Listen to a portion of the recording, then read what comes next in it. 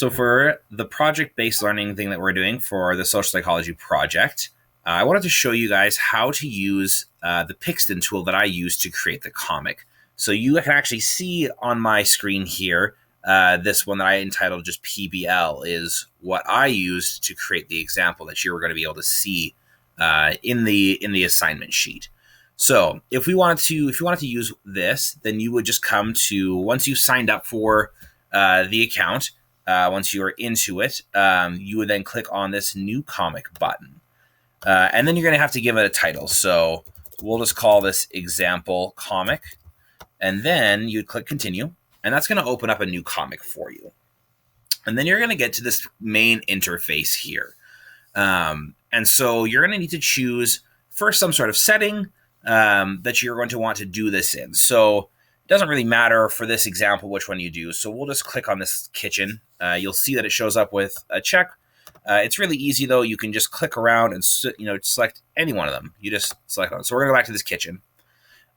You also do have the option of trying to find the backgrounds. However, a lot of backgrounds you'll notice have this little lock on it, which means that not all of them are free to use. However, there are enough that are open that you should be able to make a comic with a little creativity fairly easily. Your worst case scenario is you can always use simply the blank background and then add characters to it. But again, we're going to go back to the kitchen here. Then you're going to have to add a character. So you're going to see on mine this little ridiculous character that I created a while ago. You would have had an opportunity when you signed up for your account to have created your own character. So that allows you to put yourself into it. However, if you don't want to use that, you can also just click on custom and it's going to give you a few different options. And any of these you can just select, and then you're going to get the chance to do a little bit of customizing of that character. And you can do that as it takes a little bit of time to load. You can do that by selecting a variety of outfits. So again, we'll just click on one of them. This will be our outfit. And then you can change the color of their hair and their skin. This gives you a bunch of preset ones. So we'll just select one. And then if you want to, you can change their hairstyle as well. So perhaps you don't like the way that her hair looks and you want to have it be something else. So you select one of them and that changes her hairstyle. So you can see that there's quite a bit of customizing available. You'll also notice, so that takes us to the background and the characters. You also have this tab that says focus, which lets you choose how much of the background you want to see or what parts of the background you want to see. So you can see right now you've got this window and you've got this parts of the kitchen, but you could also have it set up where it focuses more on the stove and the dishwasher portion, or you could zoom in farther by selecting one that is farther in, or you could go to a full just character face. So that's going to give you some options of what you want to do. I'm going to choose this one here just for our purposes today because it shows a good amount of this background. You can also then choose to have words. So you can say, just for the purpose of this, hello, my name is Anne. You'll select the check mark, and now it's going to put a speech bubble over our character's name to them. So now, though, maybe you want more than one character. So if you want more than one character, you go back to that characters tab, and then you're going to select this back arrow, and it's going to take you to this screen. And you're going to have this box that's going to say add character. So you want to add a character. We're going to add, we'll add, say, this old man. And we're just going to really quickly give them a little more personality than the black and white lines that they give. So as this loads, and again, sometimes it takes a minute or two to load, we're going to keep him kind of looking like an old man. So we'll just select an older color hair, that kind of silvery white hair. Maybe we want to give him a chance to say something too. So, we'll say, who are you? Maybe he doesn't know who this person is that's in his kitchen for some reason. That's a story you can say. And then you can change the faces, the facial expressions. So again, you can see, you click on it, this faces button up here, and there are a bunch of different faces. Maybe he's pretty surprised. So we choose one there. And then maybe we want to change her facial expression as well. So we want to click this back arrow again to take us to a similar screen we saw with the characters. And we're going to go over here to change face. And maybe we want her to look like she's kind of friendly.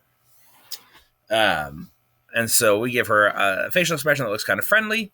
You can also drag characters around on the screen. So maybe we have her looking that way, and we can go to this actions to kind of give different poses, or we can make them face different directions. So this little thing right here, these three things allow you to choose which direction they're facing. So now we have her, instead of walking away from this older gentleman, we have her facing towards him once it loads up. So you'll give it a second here. Now she's facing them, or we could have her maybe facing towards us by selecting this middle and have you choose a pose, and then it's going to have her turned facing towards us. So it's more like she's addressing the audience. I want her to be facing back towards him. And so we'll have her this kind of waving pose. It lets us choose a different pose that she can use. So it's pretty simple. And then the effects aren't going to be super helpful. The effects tab is mostly if you want to do something other than a background, but you have to be willing to pay for it. And I don't require that of you. But anything that's locked, you'd have to pay for. The tool is useful enough. I haven't unlocked any of these things. Everything that's here is stuff that is free to use. And you've seen that I've built comics with this. If you want to tell more than one story, though, or have more than one panel, you'll see on the left-hand side of your screen here, there's this big button that says Add Panel. So if you add a panel, it's going to open up, again, an extra panel. So obviously comics typically come with more than one panel, so you can add a new one, and then it's going to come, and it's going to load up. And we're going to see as it loads up that it has basically the same structure of what we had before. And then you can edit from there. So again, you can come back to the background. If you want to change it, you can easily do that. And then you just want to make sure that you edit how you want to. At the end of it, when you are done with your comic, you'll hit done up in the top corner. And then in order to share it with me, you're going to come back to this main screen, click on it, and then you're going to see the option to download, print it, or share it. So if you want to share it with me, you're going to have to click on the share button to get the link necessary in order to do that. So let's give it a second, see if it'll load up. And then anyways, you'd be able to use that share button or this download in order to do that. I think it's because I am currently doing a screen recording that it's not allowing me to do that. So I'll be showing you how to do that probably in class. So hopefully this is helpful. And hopefully you can have some fun using this tool for your project.